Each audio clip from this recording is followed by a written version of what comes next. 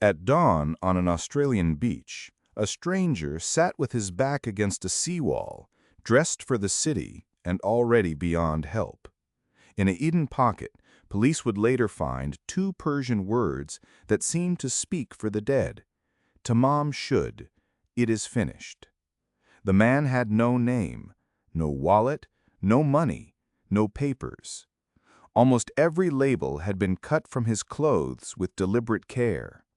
For more than 70 years, the body on Somerton Beach became one of the world's most unsettling mysteries. A death without a cause, a man without an identity, and a trail of clues that appeared designed to promise an answer before withdrawing it. The story begins in Adelaide, South Australia, in the final hours of November 1948. The war had been over for only 3 years. The Cold War was beginning to harden the world into enemies and secrets. On the evening of November 30th, a well-dressed man was seen lying near the seawall at Somerton Beach, a quiet stretch of sand south of the city. One couple noticed him from a distance. His head rested against the wall. His legs were stretched out, his feet crossed. He lifted an arm and let it fall. They thought he was drunk, asleep, or simply indifferent to the mosquitoes gathering around his face. Another couple passed later and saw the same figure, still motionless in the dark. No one knew they were looking at a man in the final hours of his life. Shortly after 6:30 the next morning, December 1st, a swimmer returned to the beach and found people gathered at the seawall. The man had not moved. His body was cold. He was still neatly posed against the stone, his feet crossed. A half-smoked cigarette lay on his collar, as if it had slipped from his mouth after he died. There were no obvious wounds, no signs of a struggle in the sand, and there was nothing to tell police who he was. He looked to be in his 40s. He was clean-shaven, well-built, and dressed in a brown suit with a white shirt, tie, and polished shoes. The clothing was respectable, even expensive-looking, yet the small marks that might have made it speak had been removed. In his pockets, detectives found ordinary things: 2 combs, matches, chewing gum, cigarettes, a used bus ticket to the beach, and an unused second-class rail ticket. There was no wallet, cash, address book, passport, or identity card. His fingerprints were sent across Australia and overseas. No record came back. Photographs of his face appeared in newspapers. People came forward with names. Each lead collapsed. At the Royal Adelaide Hospital, the examination deepened the unease. The doctors found his organs congested. His spleen was strikingly enlarged. There was blood in his stomach and the remains of a pasty, apparently his final meal. The body's strange condition made the pathologist doubt a natural death, but tests of the blood and organs found no poison. That contradiction would haunt the case. Poisoning was suspected, perhaps from a substance too rare or too unstable to survive long enough to be detected.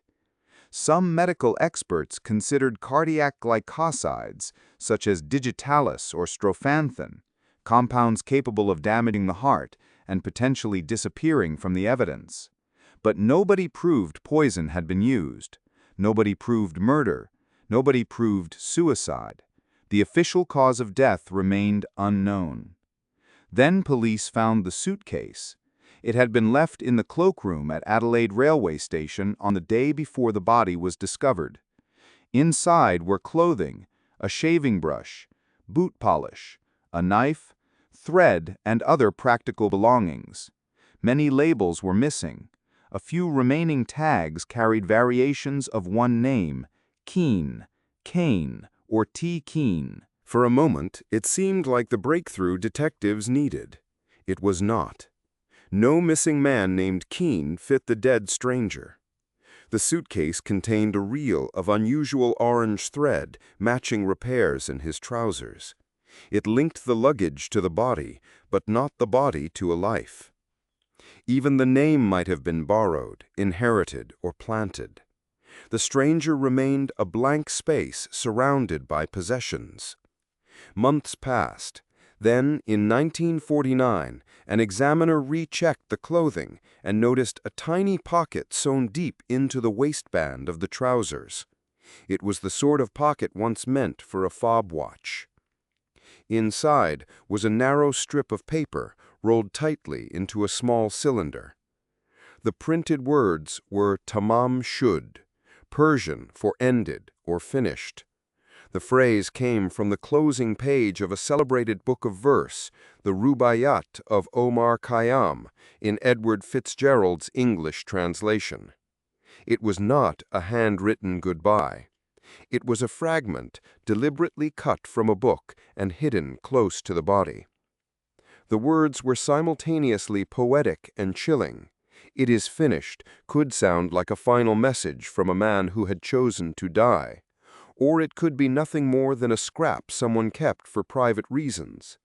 Police had an object, not an explanation.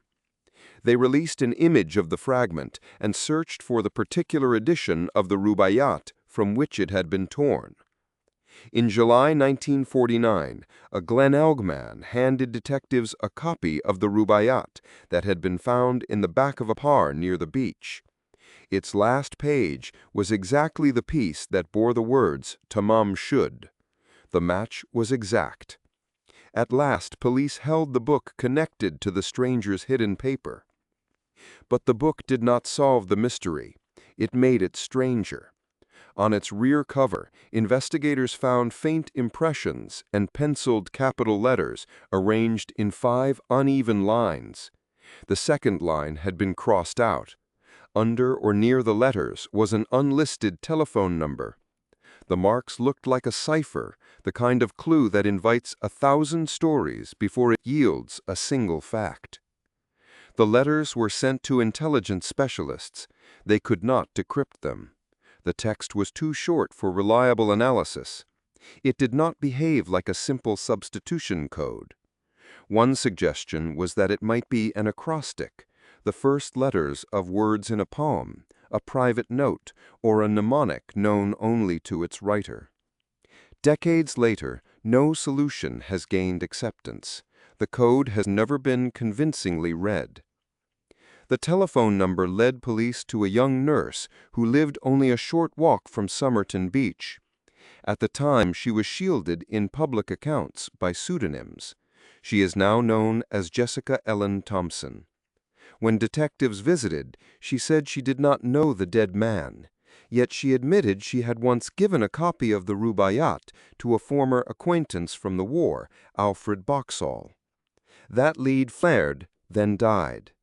Detectives found Boxall alive in New South Wales. He still had the book Thompson had given him, complete with its final page intact. It was not the Somerton Man's book. And so the number in the recovered copy led to a woman near the beach, a living recipient of a similar book, and nothing that could be proven. Later accounts said Thompson appeared shocked when shown a cast of the unknown man's face. Her daughter said that years afterward, Thompson claimed she knew who he was, but would not reveal it. Those details made the story irresistible. They did not make it solved. A startled reaction can mean recognition, fear, grief, or nothing that survives decades of retelling. The record establishes a phone number, not a relationship. Still, the gaps were perfect fuel for speculation. The dead man had no identification. His labels were removed. He may have died from an undetectable poison. A coded-looking note sat beside an unlisted telephone number, and all of it unfolded as the Cold War began. The idea of a spy entered the case almost naturally. Some imagined a Soviet agent abandoned on an Australian beach. Others pictured a Western operative carrying a code that could not be broken. Adelaide had military facilities nearby, and the post-war world was crowded with secrets, displaced people, and nervous governments. But the spy story rests on atmosphere, not proof. There is no verified cipher, no espionage document, no confirmed contact, and no evidence that the man ever served any intelligence service. Other theories were more intimate. Perhaps he was a rejected lover who ended his own life. Perhaps he had come to see Thompson. Perhaps he was murdered and arranged carefully on the beach.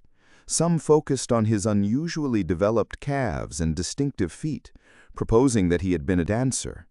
Others saw a sailor, a smuggler, a refugee, or a man from the criminal underworld. Every theory explained one strange detail and left several others untouched. The inquest did not deliver a conclusion. In 1958, the coroner still could not say who the man was, how he died, or what had killed him. The Somerton Man entered a long afterlife in books, documentaries, newspaper files, and amateur investigations. The public did not simply remember the case, it kept working on it, certain that some overlooked arrangement of letters or archival entry would finally unlock the sealed door. For decades, the most human evidence was also the most fragile: the man's face. Police had made a plaster cast of his head and upper torso before burial. Hairs became embedded in that cast. In the 21st century, those overlooked hairs offered a path that the original detectives could never have imagined. In 2021, South Australia police exhumed the body from West Terrace Cemetery in an effort to recover DNA.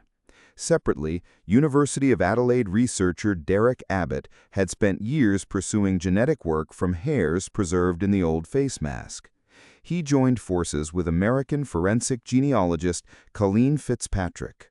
Their task was not to match the unknown man to a name in a fingerprint file. It was to build his family backward from traces in his DNA.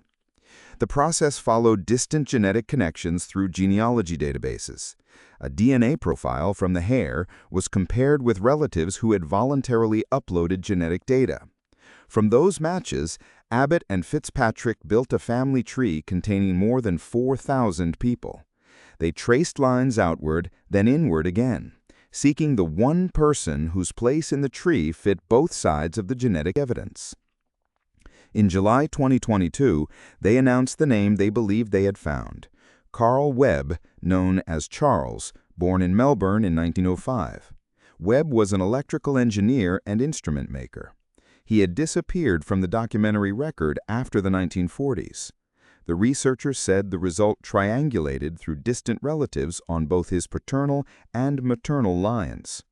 The identification made sense of some details, without magically explaining them. Webb had been married to Dorothy Jean Robertson. Their relationship had ended badly, and she later moved to South Australia. That has suggested a possible reason he might have traveled to Adelaide, but it remains only a possibility. A nephew named John Keane may offer a possible link to the Keane labels in the suitcase. Again, possible is not proven. The DNA work also changed the emotional shape of the case. For 74 years, the Somerton Man had been a silhouette, a suit, a dead face, a code, a pair of crossed feet on a beach. The name Carl Charles Webb returned him, at least in the researcher's account, to a family history and a human past. But a name is not a complete answer. There is an important qualification. Abbott and Fitzpatrick's identification is a powerful genetic genealogy conclusion, not yet a formal coronial determination. South Australia police exhumed the remains and continued their own work. As of 2026, police said their coronial investigation was still ongoing and that they would report to the coroner when it was complete. The official process has not publicly closed the case. And even if Carl Webb is confirmed beyond dispute, the central questions endure. Why had the labels been removed? Why conceal Tamam Shud in a watch pocket? What did the letters in the Rubaiyat mean? Why was the book near the beach? What brought him to Adelaide? And above all, what happened in those unseen hours between the last witnesses and the cold dawn? There may never be a laboratory test for the missing moment. The suspected poison was never found. The code may be meaningless, private shorthand, or a message whose key died with its writer. The beach offered no violent scene. The witnesses offered no clear final act. Time erased the tracks before anyone knew how important they were. That is what makes the Somerton Man more unsettling than an ordinary unsolved death. The case did not lack clues, it had too many. A suitcase, a false or borrowed name, a torn poem, a telephone number, a nurse who may or may not have known him, lines of letters that refuse to become words. Each clue illuminates the next for an instant, then leaves the rest of the room darker. On Somerton Beach, the seawall still faces the water. Somewhere in the old story is the last ordinary day of a man who bought a ticket, traveled through a city, and sat down in the night. Whether he was Carl Webb or not, whether he died by his own hand or another's, he waited alone beneath the open sky. And in the pocket sewn closest to him, he carried an ending.